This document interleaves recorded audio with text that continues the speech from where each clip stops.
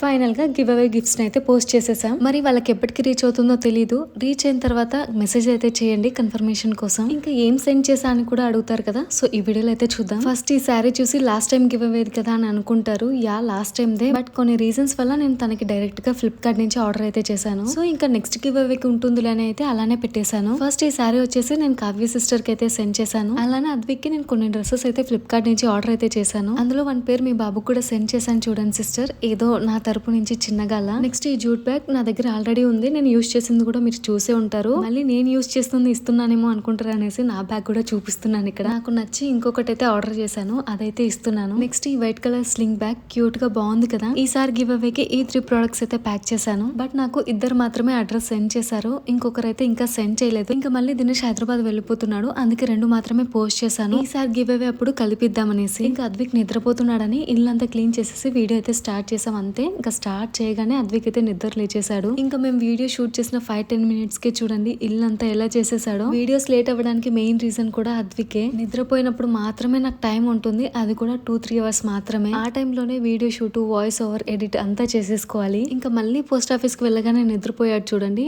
అంతే, మనం ఏదైనా వర్క్ చేసుకున్నప్పుడే లేస్తాడు. ఇంకా దినేష్ అదే అంటున్నాడు, ఎలా భరిస్తున్నావు సుమా, ఫుల్ టార్చర్ చేస్తున్నాడు కదా అని. ఇంకా మళ్ళీ నెక్స్ట్ గివ్ అవేస్ ఎప్పుడు అన్నది నెక్స్ట్ వీడియోస్ లో అయితే చెప్తాను.